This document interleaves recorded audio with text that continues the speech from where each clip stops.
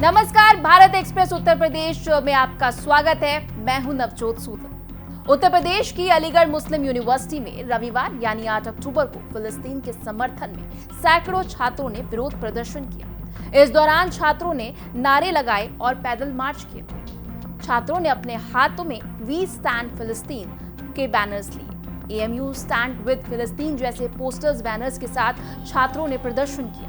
Israel और फिलिस्तीन के बीच चल रहे युद्ध के बाद देश के प्रधानमंत्री नरेंद्र मोदी ने इजराइल का समर्थन किया, लेकिन वहीं दूसरी ओर अलीगढ़ की अलीगढ़ मुस्लिम विश्वविद्यालय में छात्रों द्वारा फिलिस्तीन के समर्थन में प्रदर्शन किया गया। एएमयू के छात्रों ने इस दौरान जमकर नारेबाजी की। पत्रकारों से बातचीत करते हुए प्रदर्शनकारी छात्रों ने कहा कि जिस तरह इजराइल द्वारा फिलिस्तीन पर ज्यादती की जा रही है वो सही नहीं है। उन्होंने कहा कि जब यूक्रेन पर हमला होता है तो देश और दुनिया यूक्रेन के समर्थन में आ जाती है, लेकिन अब फिलिस्तीन पर इस समय संकट है तो किसी भी राजनेता या अन्य समाज के ढिंडोरा पीटने वाले लोग चुप्पी साधे बैठे हैं। इन छात्रों ने कहा कि आज फिलिस्तीन संकट में है, लेकिन अलीगढ़ मुस्लिम विश्वविद्यालय और एएमयू के समस्त छात्र फिलिस्तीन के साथ खड़े हैं और उनके लिए दुआ कर रहे हैं। फिलिस्तीन के लोग आजादी की मांग कर रहे हैं, उन्हें आजादी नहीं दी जा रही। फिलिस्तीन में मानव अधिकारों का हनन हो रहा है। इस मुद्दे पर संवाददाता रजनीश ने उत्तर प्रदेश सरकार के उच्च शिक्षा मंत्री योगेंद्र उपाध्याय से बातचीत की है। क्या कुछ कहा है, आइए सुनते हैं। कल अलीगढ़ के एयू यूनिवर्सिटी में फिर प्रदर्शन हुआ है। फिलिस्तीन के समर्थन में नारे लगे हैं, हमास के समर्थन में नारे लगे। पहली मर्तबा नहीं हुआ है। बीच बीच में अलीगढ़ विश्वविद्यालय में ऐसे काम हो जाते हैं जिन पे सवाल खड़ा हो जाते हैं। हमारे साथ बातचीत करने के लिए उच्च शिक्षा मंत्री योगेंद्र उपाध्याय जी है। ये पहली मर्तबा नहीं है। कल फिलिस्तीन के समर्थन में नारे लगे हैं, आतंकवादी संगठन हमास के भी समर्थन में वहां नारे लगे हैं। देखिए, अलीगढ़ मुस्लिम यूनिवर्सिटी में कुछ तत्व ऐसे हैं जो कि राष्ट्र विरोधी गतिविधियों में लिप्त रहते हैं और बहुत सालों से पनपते रहे, लेकिन जब से भारतीय जनता पार्टी की सरकार आई है इनकी इंटेंसिटी में कमी आई है। और जो हमारे माननीय योगी जी की जीरो टॉलरेंस अपराधियों के प्रति, अपराधों के प्रति और राष्ट्र विरोधी गतिविधियों के प्रति, उसके ही परिणाम है। अब भी जिन्होंने ऐसा किया है निश्चित रूप से वह दंडित होंगे और योगी सरकार में बचेंगे नहीं, क्योंकि राष्ट्र विरोधी कोई भी हरकत बर्दाश्त नहीं की जाएगी। क्या वहां सरकार जांच कराने जा रही है? क्योंकि ये पहली बार नहीं हुआ, मैंने पहले ही कहा पहली मर्तबा नहीं हुआ। चूंकि सरकार का स्टैंड साफ है कि हम आतंकवाद के खिलाफ है, हमास एक आतंकवादी संगठन है, उसके समर्थन में वहां नारेबाजी हुई।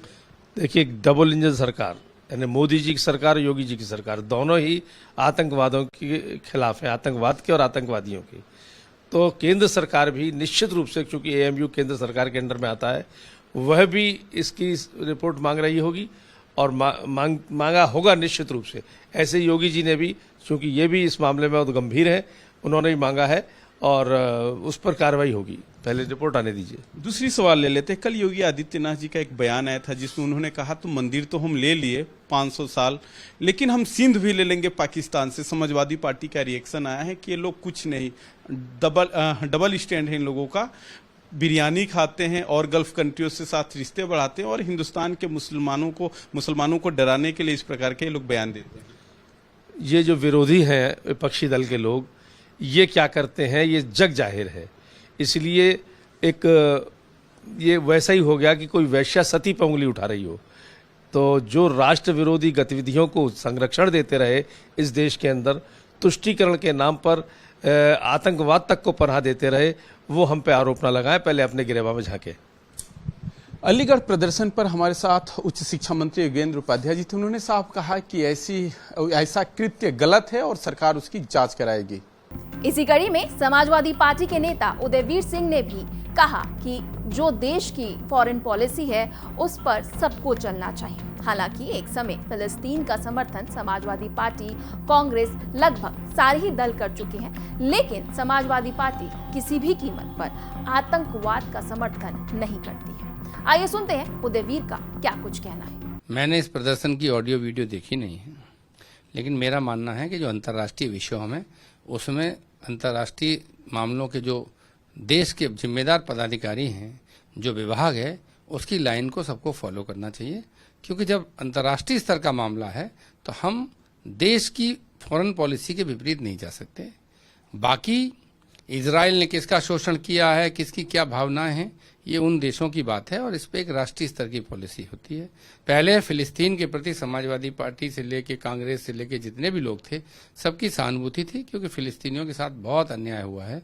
लेकिन किसी भी परिस्थिति में हम आतंकवाद के समर्थन में खड़े नहीं हो सकते। आपको बता दें, शनिवार से ही इजराइल और फिलिस्तीन समर्थक चरमपंथी संगठन हमास के बीच जंग छिड़ी है। हमास ने इजराइल पर रॉकेट दागने के बाद गाजा पट्टी की सीमाओं को तोड़ते हुए इजराइल में एंट्री कर ली और आम लोगों को निशाना बनाते हुए बंधक बना दिया, जिसके बाद इजराइल ने भी जबरदस्त शक्ति के साथ पलटवार करते हुए युद्ध की घोषणा कर दी।